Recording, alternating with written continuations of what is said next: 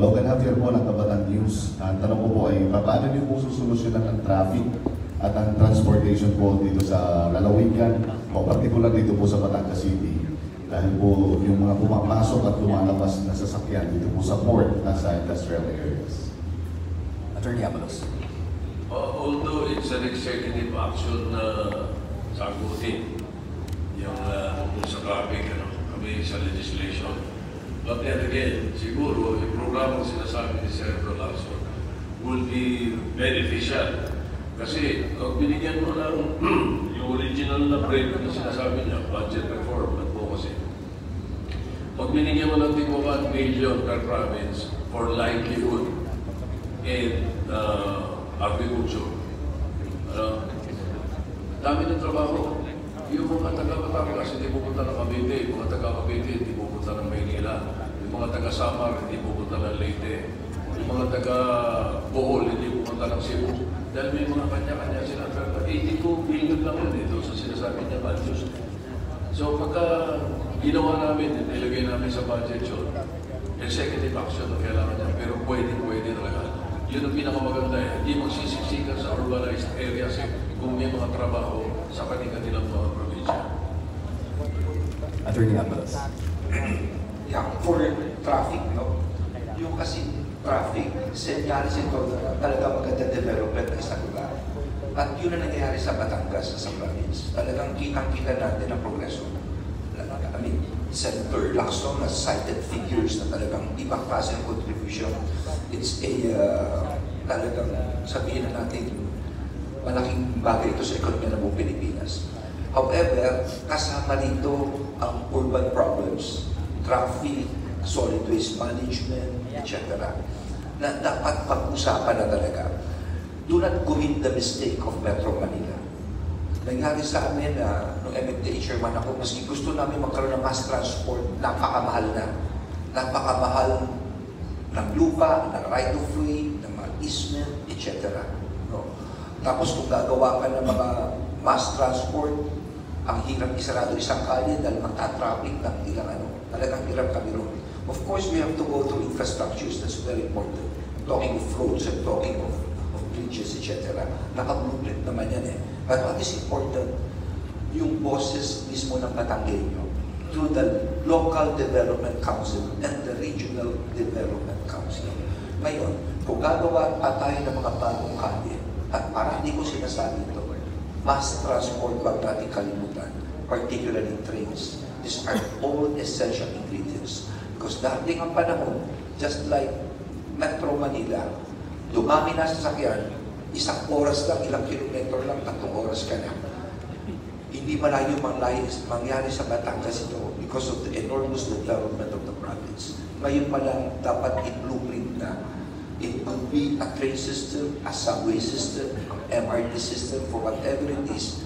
Ngayon pa lang planuhin na ito at simulan lang gawin ito. Thank you. Thank you. Congressman Erwin. Well, let's just remember that prosperity in every area comes with problems. It comes with problems. Maasenso yung lugar, marami negosyo papasok, dadami ang tao. Sisikip yung mga kalsada, because dahil may negosyo. So, doon tumugin ang tao. Solution dyan is funding. More roads, wider roads, kaya mga skyway, yung mga train system. Pero syempre, malayo pa yan because we don't have enough money. So, the pinaka-solution is widen roads, mga flyovers, para solusyonan yung problema sa traffic. And then yung mass transport system, kailangan talaga yun. Kasi kaakibat yun. Kasi kung yung lugar na walang asenso, hindi naman pupuntahan ng tao, hindi tumuli ng tao, walang tao, ganun pa rin. Pero pag umasenso, may negosyo, kumikita, dumadami yung mga residente, magkaka-traffic. So kailangan, in every prosperity, dapat may naka-ready na ganda mga solusyon. Hindi lang yung mga traffic, pati crime, criminal crime, maaakyat din. And may mga dayo eh. So we have to prepare for that. And we have to choose. Ano ba talaga, gusto ba natin umasenso? Gusto ba natin umunlad ng lugar natin? Pero may mga kaakyat siya. Kung ayaw mo naman umunlad, mapatayo yung bayan, walang problema. Yun lang. Thank you. Yes, Senator Lacson. Ang traffic kasi, consequence ito, no? Good or bad, ang tatlong is, alam natin to, traffic, enforcement, education, engineering. Kung kulang yung engineering, yung isang E, wala rin masyado magagawa yung enforcement at saka education. Kasi alam mo naman ang attitude ng mga driver, di ba? Pag siksikan, kanya-kanyang unahan. Anyway, punta tayo sa engineering. Ang engineering is a function of infrastructure. No, kami naman, dahil ano ba yung, saan ba nagagaling yung infrastructure program? Sa national budget. So sisiguro din natin, as I have always done in the past, noong nasa Senate ako, lagi ako nagbabantay ng mga maling mga insertions, maling mga realignments sa national budget. Na sa ganon, mapunta yung pondo, yung mga items, yung mga appropriations sa mga items na talagang dapat na plano ng agency or agencies concerned tulad ng DPWH, DOTR, even DepEd. Sa ganun naman, kailangan meron siyang nakakonect siya doon sa mga needs and priorities of the local government units. Kasi kung merong disconnect, hindi rin mangyayari. Kasi kaya ang laki-laki ng unused appropriations sa ating national budget year in, year out. Dahil wala ng coordination yung mga mababatas tulad namin. Singit lang ng singit, hindi ba na nagkukonsulta doon sa mga implementing agencies?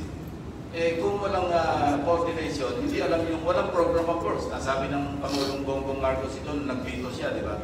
Na paano i-implement ng DPWH, ng DOTR, wala man na silang pinangawakan na mga program support.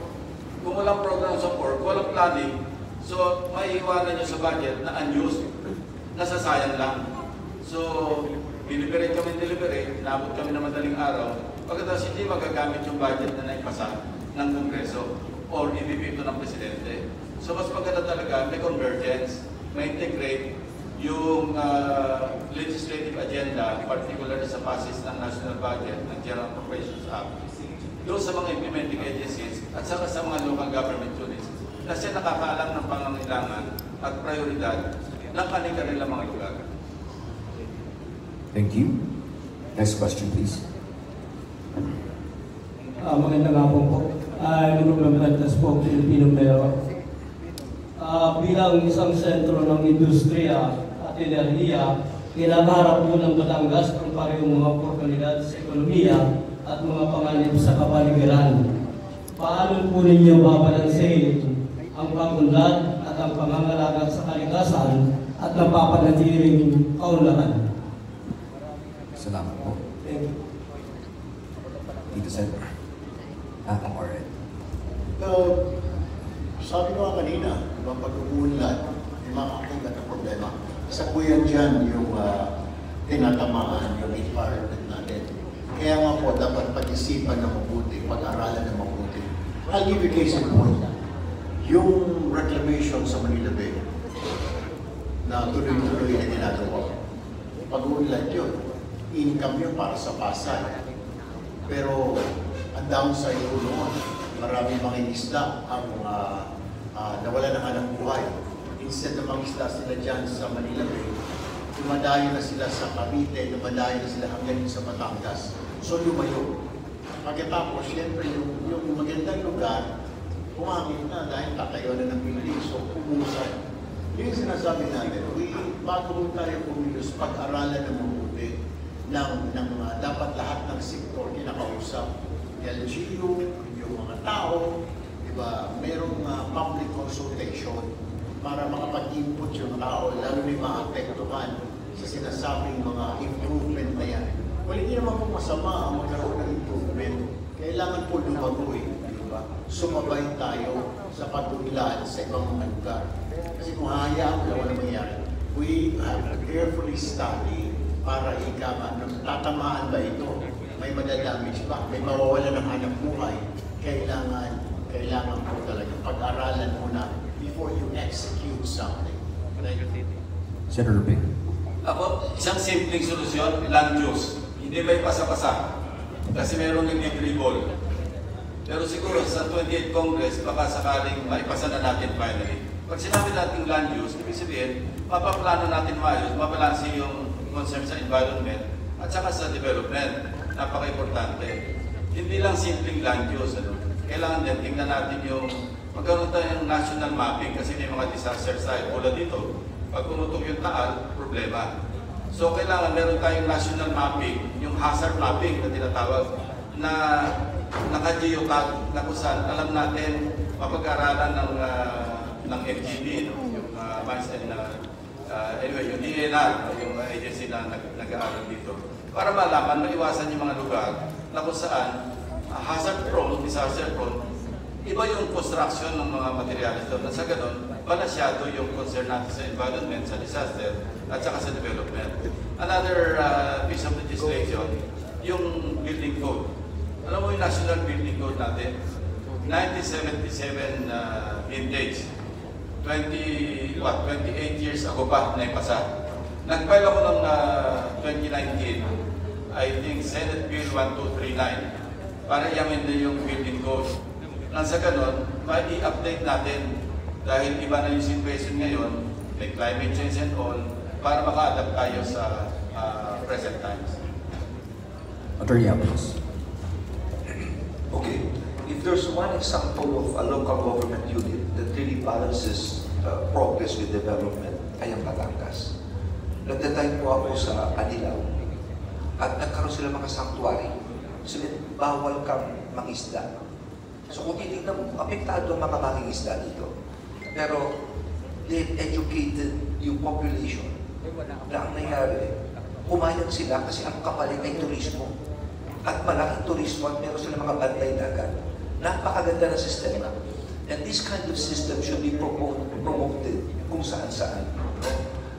Hindi lang yun, marami rin kayong mga buntok dito. Kaya ang ganda sa Batangas, kumpleto eh. Ang bulgul baboy ba yun, yung mga trekking, etc. At ang mga guide nyo, mga local, sila rin, mga barangay, no? They should really be promoted. Of course, peace and order is an essential portion here. Pero kamukha ng mga bulkan, like for example, Taal Volcano. Siguro mga 6 years ago, nung si Senator Recto ay part ng Senado, nag-file siya ng bill. Tinawag niyang Taal Rehabilitation Commission. Napakaganda. This would answer sa mga resettlement, mga danger zone. Kung ako'y papalarin, hindi lang Taal, kundi Canlaon, Mayon, etc. Now, there should be one commission to address this, itong mga bulkan na ito. Kasi napakahirap. Puputok, aalisin yung tao. Babalik na naman. Puputok na naman, aalisin. Magkano ginagastos natin? Meron tayo diyang ang daming lupain nitong kay Secretary Conrad Estrella, Agrarian Reform. Pwede mong ayusin for all our permanent resettlement area. Pero of course, kailangan nila mabuhay. And most of them are farmers. So pwede mong i-balance ito eh. Walang bahay, pwede ka magtanim, pero once pumutok yan, umalis ka na dyan. Meron ka na pupuntahan na bahay, etc. Diba? It will need a lot of funding, a lot of study, pero there should be a commission to address this. For this kind of crisis, kamukha ng bulkan, hindi lang dito sa Taal, isama mo na buong Pilipinas and crisis like Mayon, at ito nag-aalur tumangkan na. Thank you. We would like to acknowledge the arrival ang ating kandidato na hindi pwede ang pwede na. Dapat better, Abby Better. Number 9 sa balota, Abby Binay. Meron po bang mga karagdagang sagot sa tanong sa pagbalanse po ng progreso at ng pag-iingat po sa ating environment? Alright, we